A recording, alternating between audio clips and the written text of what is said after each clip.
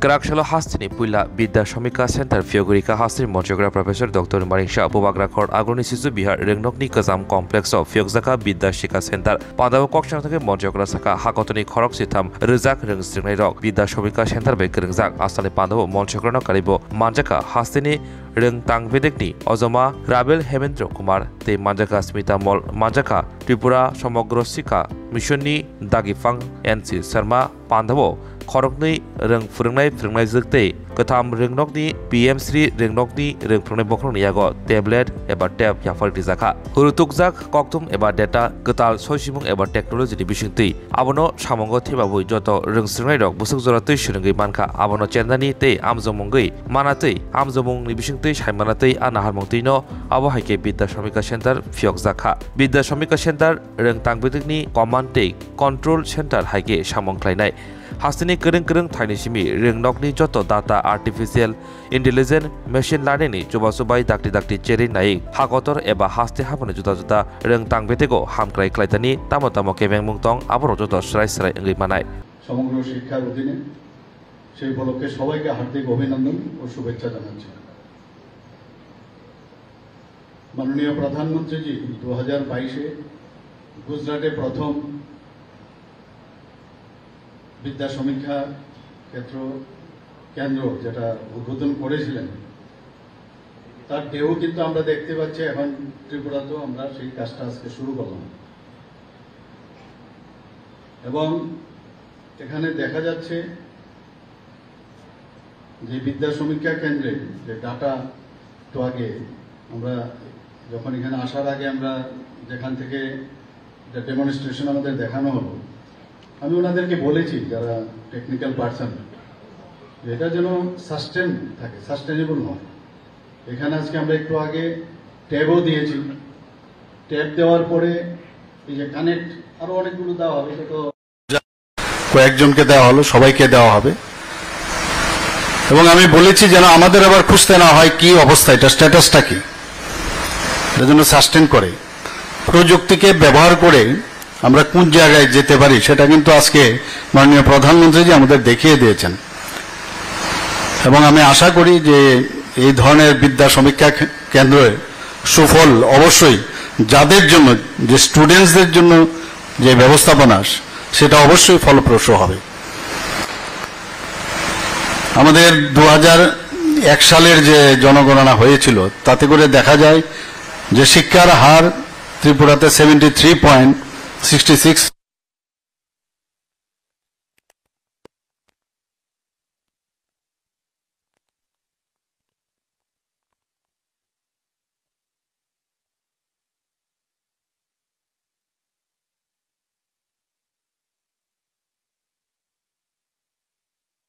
আমি বলবো level of education শিক্ষক তো আছেনই স্টুডেন্টরাও আছেন level of education the standard সেটা কিন্তু আজকের এই যে নতুন ব্যবস্থাপনা যেটা শুরু হলো তাতে করে তারও লেভেল বাড়বে যাই বলুন আপনি আমরা যতই বলি যে আমাদের ভালো শিক্ষাক্ষেত্রে আমাদের ত্রিপুরাতে মানে এত উন্নত কিন্তু হকিকতে কিন্তু যদি আমরা দেখি দেখা যায় অনেক খামতি আছে সেখানে কিন্তু না বললেই ভালো এবং এই ধরনের যখন ইনফ্রাস্ট্রাকচার না থাকাতে হয়তো বা এটা সমস্যা হচ্ছে কারণ আমাদের এখন গ্লোবালাইজড হয়ে গেছে আগে তো আমরা যখন এখান থেকে যেতাম বাইরে আমাদের তখন West Bengal board of secondary education ছিল এখানে পরবর্তী সময়ে ত্রিপুরা মধ্যশিক্ষা পর্ষদ ইত্যাদি শুরু হয় কিন্তু তারপরেও আমরা দেখতাম যখন বাইরে যেতাম একটা ডিফারেন্স আমরা পেতাম যে অন্যান্য জায়গায় যেমন সিবিএসই এখন যেটা আমরা সবসময় সিবিএসই বা এনসিইআরটির যে কারিকুলাম সেটা ফলো করাতে সারা ভারতবর্ষে একই কারিকুলামে সেই সুবিধা আমাদের সময় ছিল না আমাদের যে নীতি নির্দেশিকা ছিল তার উপর ভিত্তি করে আমরা পড়াশোনা করতাম এখন কিন্তু এই জিনিসটা নেই আমার মনে হয় এখন আমাদের ছেলেরা যারা এনসিইআরটি বা অন্যান্য যেসব বোর্ডের পরীক্ষা হয় তাতে করে এখন মানে যে কোনো জায়গায় পরীক্ষা দিতে গিয়ে বা তাদের সাথে কম্পিট করতে গিয়ে অনেকটা সামনের দিকে এগিয়ে এসে কিন্তু তারপরেও আমি বলবো যে এই ধরনের সুযোগ সুবিধা যেগুলো এখন শুরু হয়েছে আগামী দিনে আমাদের যে কোনো জায়গায় কম্পিট করতে আমাদের ছেলে মেয়েরা আরো ভালো রেজাল্ট করবে। এক দুজন ভালো রেজাল্ট করে, কিন্তু আমাদের দেখতে হবে যে যারা মানে সামগ্রিকভাবে যাতে সবাই ভালো রেজাল্ট করতে পারে সেই দিকটা আমাদের দেখতে হবে। এবং এই বিএসকে যে এখানে আজকের যে আমরা দেখলাম তাতে করে যে একদিকে সরকারের যে নীতি আমাদের সেই নীতিগুলো বাস্তবায়ন হবে এবং শিক্ষার যে সঠিক মূল্যায়ন সেটাও কিন্তু এই ব্যবস্থাপনার মধ্যে হবে এবং ছাত্রছাত্রীদের যে মানসিক বিকাশ এই ব্যবস্থাপনার মধ্যে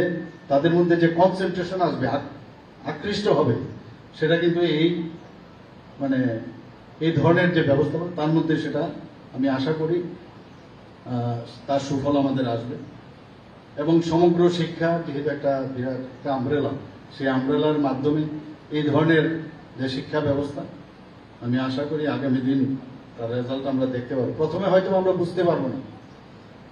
এর রেজাল্টটা কি, আস্তে আস্তে আস্তে আস্তে করে তখন তার রেজাল্টটা আসবে। ইনিশিয়ালি হয়তো নাও আমরা বুঝতে পারি, কিন্তু যেহেতু টার্গেট আমাদের এইমস এন্ড অবজেক্টিভ আছে, সমস্ত ত্রিপুরার একদম প্রান্তিক যারা স্টুডেন্টরা আছে তাদের কাছে পৌঁছানো, ইনফ্রাস্ট্রাকচারের দিকে আমরা ডেভেলপ করাচ্ছি। আজকে সফটওয়্যারের কথা বলা হচ্ছে, হার্ডওয়্যারের কথা বলা হচ্ছে, কিন্তু ইনফ্রাস্ট্রাকচার যেখানে স্টুডেন্টরা, কালকেও আমি গেছি বিভিন্ন জেলায়, আমি গেছি 49টি জেলা গেছি, এখানে বহু স্কুল বিল্ডিং এগুলো আমরা সেখানে ইনোগ্রেশন করেছি। তো সেখানে আমি বলেছি যে শুধু বিল্ডিং করলে হবে না, এই ধরনের যখন আজকে এখানে দেখলাম এই ধরনের ব্যবস্থা শুরু হয়ে গেছে, তো এখানে শিক্ষকরাও আরো বেটার ওয়েতে তারা শিক্ষা নিজেরাও নেবে এবং তারা নিজেরাও ট্রেনিং নেবে এবং সেটা ডেলিভারি করবে স্টুডেন্টদের জন্য। সারা ত্রিপুরাতেই এখন ডেভেলপমেন্ট চলছে মোদীজির নেতৃত্বে। সবসময় বলছেন যে আগামী দিন এই রাজ্য এবং এই ভারতবর্ষ তাদের হাতে থাকবে যাদের কাছে নলেজ থাকবে। নলেজ যাদের কাছে বেশি থাকবে সেই বেস্ট, এবং সেই দিশায় আমরা এখন শ্রেষ্ঠ ভারতের দিকে আমরা যাচ্ছি এবং তার ঝলক এখানেও আমরা এখন দেখতে পাচ্ছি। এবং আমি অত্যন্ত খুশি যে এই ধরনের একটা প্রোগ্রাম আজকে প্রথমেই শিশুবিহার স্কুলে স্টার্ট করলো। আমি নিজেও শিশুবিহার স্কুলে, তখন এই শিশুবিহার স্কুলে শুধুমাত্র ক্লাস 1, 2, 3 বা এরকম 12 অব্দি ছিল না, শুধু নার্সারি ছিল। আমি জানি না এখানে অনেকে জানেন কিনা, শিশুবিহার স্কুল ছিল জগন্নাথবাড়ি রোডে। জগন্নাথবাড়ি রোডে ওখানে যে মহিলা হোস্টেল আছে তার মধ্যে ছিল। আমার এখনো সেই সব শিক্ষিকাদের কথা মনে আছে। তো শুধুমাত্র নার্সারি পড়ানো হতো, 3 বছরের নার্সারি। আমিও সেখানে স্টুডেন্ট ছিলাম। তো এই স্কুলের ঐতিহ্য কিন্তু অন্যরকম এবং সবাই নিজেদের প্রাউড ফিল করে যখন এই শিশুবিহার স্কুলের স্টুডেন্ট নিজেদেরকে কিন্তু প্রাউডলি বলে যে আমি এই শিশুবিহার। তো এখান থেকে এই ধরনের স্কুল থেকে এই বিএসকে শুরু হলো। আমি আশা করি এর ঢেউ সমস্ত প্রান্তিক এরিয়াতেও যাবে। এখানে এই বিদ্যা সমীক্ষা কেন্দ্রে একটা সুবিধা হচ্ছে, যিনি আমাদেরকে বলছিলেন ডেমনস্ট্রেটর, যে আর্টিফিশিয়াল ইন্টেলিজেন্স একটা বিরাট বিষয় এখন মাননীয় প্রধানমন্ত্রী এর উপর প্রচন্ড জোর দিচ্ছেন এবং তাতে করে এই আর্টিফিশিয়াল ইন্টেলিজেন্সের মাধ্যমে তাদের যেরকম আমাদের স্টুডেন্টদের অ্যাটেন্ডেন্স, বিভিন্ন গ্রেডের কি ধরনের পড়ানো উচিত সেইভাবে তাদেরকে পড়ানো, টিচারদেরও ট্রেনিং দেওয়ার ব্যবস্থা, সব মিলে আগামী দিনে আমি আশা করি যে ত্রিপুরার ফিউচার ইজ ভেরি ব্রাইট। আপনারা সবাই জানেন হয়তো বা ভারতবর্ষে এখন প্রায় 13 কোটি ছাত্রছাত্রী যুক্ত রয়েছে এই বিদ্যা সমীক্ষা কেন্দ্রে এবং তাতে করে দেখা যায় 50% মতো এই যে বিএসকে এর সাথে যুক্ত রয়েছে এবং বলা হচ্ছে যে আগামী বছর সেই সংখ্যাটা 25 কোটি হয়ে যাবে। এবং এই যে শিক্ষক শিক্ষিকাদের, আমি নিজেও একজন টিচার ছিলাম, আমাদের মনে আছে এই ধরনের কিন্তু সুবিধা আমাদের সময় ছিল না। যখন মেডিকেল কলেজে বলা হলো যে স্টুডেন্টদের পড়াতে হবে, তো মেডিকেল কলেজে তো ওই